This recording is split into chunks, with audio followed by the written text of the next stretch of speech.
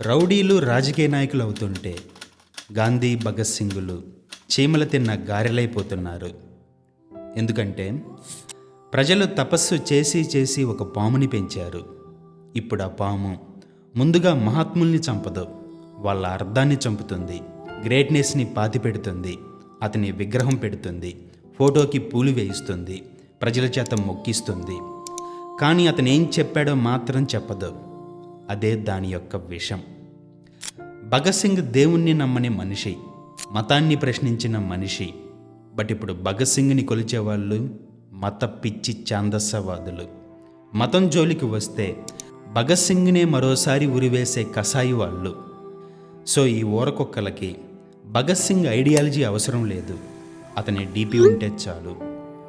గాంధీ తనని తాను దాచుకోలేదు, తన తప్పుల్ని రాశాడు, తన కామాన్ని రాశాడు, తన వీక్నెస్ని, తన మూర్ఖత్వాన్ని, తన ఫెయిల్యూర్స్ని, తన ప్రయోగాలని ఇలా మొత్తం రాశాడు. తనని తానే ఒక ప్రయోగశాలగా మార్చుకున్నాడు, తనని తానే తప్పుబట్టాడు. బట్ మనకి అలాంటి గాంధీ వద్దు. ఇన్ఫ్యాక్ట్ అలాంటి గాంధీని మనకి పరిచయం చేయలేదు, మన నుండి దూరం పెట్టారు. ఒక గ్రేట్ గాంధీని మనకి పరిచయం చేశారు. ఎందుకంటే పవిత్రమైన దాన్ని అపవిత్రం చేయడం చాలా ఈజీ, కానీ అపవిత్రమైన పవిత్రమైన దాన్ని అపవిత్రం చేయడం చాలా కష్టం. అందుకే ఆ పాము ముందు ఆ పెద్ద మనిషిని చంపి ఒక విగ్రహం పెట్టి పూలమాల వేసి అతన్ని పవిత్రుణ్ణి చేసి తర్వాత స్లోగా అతన్ని ఒక సెక్స్ పిచ్చోడిలా ప్రజల మీద రుద్దింది, ఒక వర్గానికి అంటగట్టింది, దేశద్రోహిగా మార్చింది. సో ఊరకొక్కలకి వాస్తవాలు అవసరం లేదు, కేవలం అవాస్తవాలు చాలు. ఎందుకంటే వాస్తవం నిన్ను రెచ్చగొట్టదు, నీలో ఒక ప్రశ్న పుట్టిస్తుంది, నీ నమ్మకాలకి నీ సిద్ధాంతాలకి ఒక రంధ్రం పెడుతుంది. సో అందుకే గాంధీని గాంధీగా వదిలేస్తే అతను అసౌకర్యం, భగత్ సింగ్ని భగత్ సింగ్లా వదిలేస్తే అతను పెను ప్రమాదం.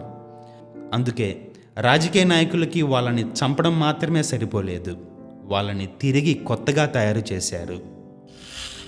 ఇక్కడ గాంధీని చంపాల్సిన అవసరం లేదు, కొత్త గాంధీని తయారు చేస్తే చాలు. భగత్ సింగ్ని చంపాల్సిన అవసరం లేదు, కొత్త భగత్ సింగ్ని తయారు చేస్తే చాలు. ఎందుకంటే అసలు గాంధీ ప్రశ్నిస్తాడు, బట్ మనం తయారు చేసుకున్న గాంధీ కేవలం పూలు వేయించుకుంటాడు లేదా తిట్లు తిట్టించుకుంటాడు. అసలు భగత్ సింగ్ దేవుణ్ణి ప్రశ్నిస్తాడు, కానీ మనం తయారు చేసిన భగత్ సింగ్ దేవుని కోసం నినాదాలు చేయిస్తాడు. నిజమైన ఫ్రీడమ్ ఫైటర్స్ని చదివితే నీలో ప్రశ్న పుడుతుంది, పురోగతి పుడుతుంది, బానిసత్వం చస్తుంది. బట్ విగ్రహాలని పూజిస్తే కేవలం భక్తి, బానిసత్వం పుడుతుంది. సో వాళ్ళని ప్రజల నుండి దూరం చేయడానికి వాళ్ళని ప్రజల దగ్గరే ఉంచారు. పూలతో, విగ్రహాలతో, జయంతులతో, నినాదాలతో ఉంచారు. కానీ వాళ్ళ ఐడియాలజీని మాత్రం తీసేశారు. అప్పుడు వాళ్ళకి పేర్లు తెలుసు, ఫొటోస్ తెలుసు, విగ్రహాలు తెలుసు, బట్ వాళ్ళ ఐడియాలజీ మాత్రం తెలియదు. దాన్నే ఒక మనిషి యొక్క అర్థాన్ని చంపడం అంటారు. అలా అర్థాన్ని చంపినప్పుడు గ్రేట్ పీపుల్ చీమలు తిన్న గారెలైపోతారు.